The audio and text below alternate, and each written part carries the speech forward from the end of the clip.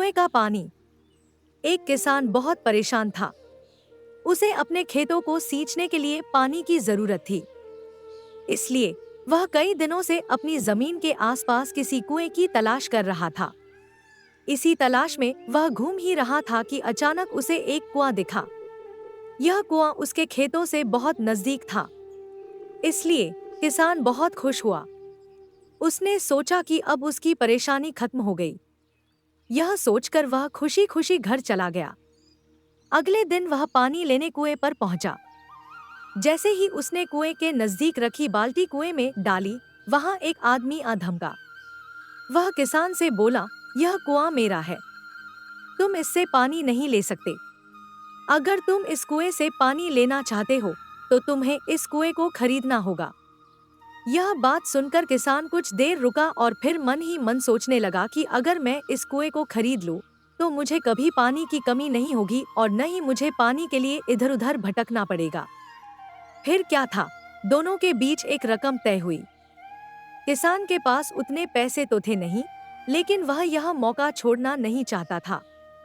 इसलिए किसान ने उस आदमी को अगले दिन वह रकम देने का वादा किया और घर की ओर चल दिया। किसान के लिए कुआं खरीदने का यह अच्छा मौका था, इसलिए वह इस काम में जरा भी देर नहीं करना चाहता था। घर पहुंचते ही उसने अपने करीबियों और दोस्तों से इस बारे में बात की और कुएं के लिए तय हुई रकम का इंतजाम करने में जुट गया। थोड़ी भागदौड़ और कोशिश के बाद आखिरकार उसने वह रकम जमा कर ली। अब वह पूरी तरह से निश्चिंत हो चुका था कि उसे कुआं खरीदने से कोई नहीं रोक सकता। जमा हुए पैसों को लेकर वह फिर घर चल दिया। उसे बड़ी बेसब्री से इंतजार था कि कब रात खत्म होगी और वह कुआं खरीदने जाएगा। इसी सोच में वह पूरी रात सो नहीं सका। अगले दिन सुबह होते ही वह कुआं खरीदने निकल पड़ा। उस आदमी के घर पहुंच किसान ने उसके हाथ पर पैसे रखे और कुएं को खरीद लिया। अब तो कुआं किसान का हो गया था, तो फिर उसने पानी निकालने में देर नहीं की। जैसे ही किसान ने कुएं से पानी निकालने के लिए बाल्टी उठाई, उस आदमी ने फिर बोला, ठहरो, तुम इस कुएं से पानी नहीं निकाल सकते हो। मैंने तुम्हें कुआं बेचा है, कुएं का पानी अभी भी मेरा है। किसान मायूस हो गया और न्याय के लिए राजा के दरबार में शिकायत करने पहुंच गया। मालूम है उस राजा का नाम क्या था? राजा अकबर। राजा अकबर ने उस किसान की पूरी कहानी सुनी और फिर उस आदमी को दरबार में बुलाया जिसने वह कुआं बेचा था। राजा का फरमान सुनते ही वह आदमी भागा भागा दरबार में हाजिर हो गया। राजा ने उससे पूछा, जब तुमने इस किसान को अपना कुआं बेच दिया तो फिर इसे पानी क्यों नहीं लेने दे रहे हो? आदमी बोला, महाराज, मैंने इसे केवल कुआं बेचा था, पानी नहीं। यह बात सुनकर राजा भी सोच में पड़ गए। उन्होंने कहा कि बात तो यह पते की कह रहा है, कुआं बेचा है, पानी तो नहीं। काफी देर सोचने के बाद जब इस समस्या को सुलझाने में वह नाकाम हो गए तो उन्होंने बीरबल को बुलाया।